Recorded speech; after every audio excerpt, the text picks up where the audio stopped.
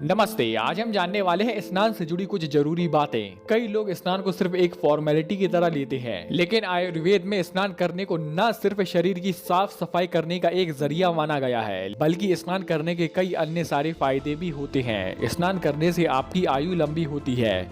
स्नान करने से आपके शरीर में थकावट दूर होती है। स्नान करने को वीरवर्धक माना गया है। स्नान करने से हमारी पाचन शक्ति बढ़ती है, जठर अग्नि तीव्र होती है। स्नान प्यास, जलन, खुजली या पाप या रोगों का नाश करती है। तो अब हम आगे बढ़ते हैं और जानते हैं स्नान से जुड़ी कुछ जरूरी बातें। शुरुआत करते हैं नंबर 5 से। नंबर 5 है कि कुछ खाने के बाद स्नान करना।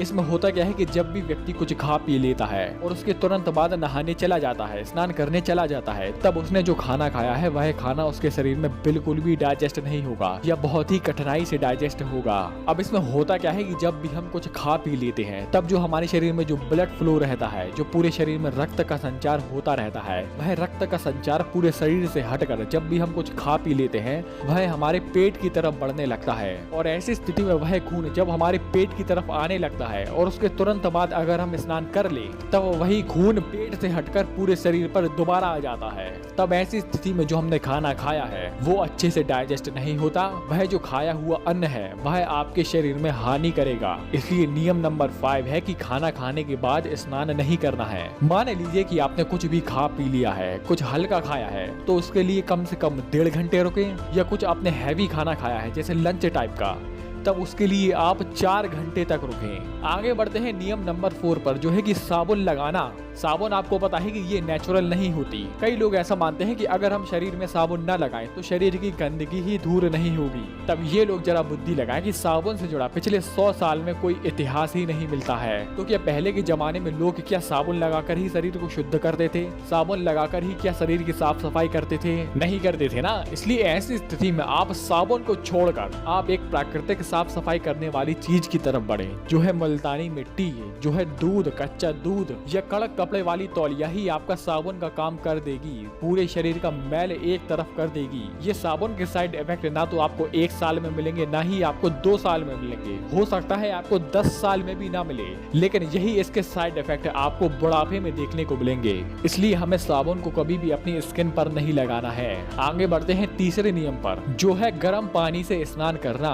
वैसे तो एक स्वस्थ व्यक्ति को जो कि पूरा फिट है, उसको कभी भी गर्म पानी से या गुनगुने पानी से भी स्नान नहीं करना चाहिए। गर्म जल से होता क्या है कि पहली बात कि स्नान करने के बाद जो आपके शरीर में जोश, जो आपके शरीर में ताकत होगी, जो आपके शरीर में बल होगा, जो कि एक नॉर्मल पानी के स्नान करने से होता है, ये फायदे आपको नहीं मिलेंगे। पहली बात। दूसरी बात की गुनगुने पानी से या गर्म पानी से स्नान करने से यह आपके बालों के लिए और यह आपकी आंखों के लिए बहुत हानिकारक है। और मैंने ऐसे कई व्यक्ति देखे हैं जो कि गर्मी में भी गुनगुने पानी से स्नान करते हैं, गर्म पानी से स्नान करते हैं। उनके या तो बाल झड़ते हैं या उनकी आंखों में चश्मा होता है। अब अगर आपको वात से जुड़े रोग हैं जैसे अर्थराइटिस, जोड़ों का दर्द या कफ से जुड़े रोग हैं, तब ऐसी स्थिति में आप गर्म पानी से स्नान कर सकते हैं। लेकिन ऐसा नहीं है कि ये बीमारी आपको परमानेंट रहेगी तो आप परमानेंट ही गर्म पानी से स्नान करेंगे।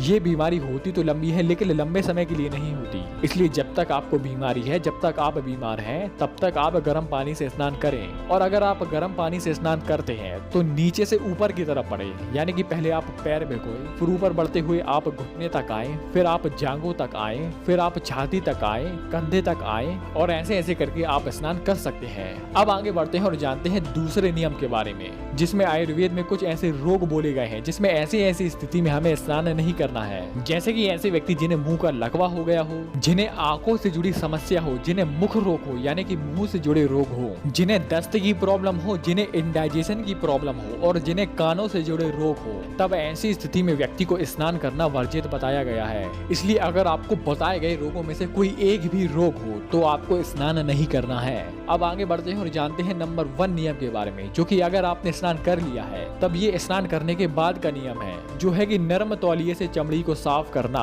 कई लोग मैंने ऐसे देखे हैं जो कि त्वचा को इतनी नरम तरीके से साफ करते हैं जैसे उनकी त्वचा, उनकी स्किन उखड़कर हाथ में ना आ जाए। और कई तो ऐसे महामूर्ख देखे हैं जो कि साफ ही नहीं करते, वो एक सूट पहनकर हीटर के सामने खड़े हो जाते हैं। एक लॉजिकल बात तो यह है कि अगर रगड़कर साफ न किया जाए तो आपका मैल तो साफ होगा नहीं, और अगर रगड़कर साफ करने के फायदे जाने तो इससे आपकी मांसपेशियां दृढ़ होती हैं। रगड़कर साफ करने से आपका कुछ हद तक व्यायाम भी हो जाता है। तो दोस्तों आज हमने जाना स्नान से जुड़ी कुछ 5 जरूरी बातें।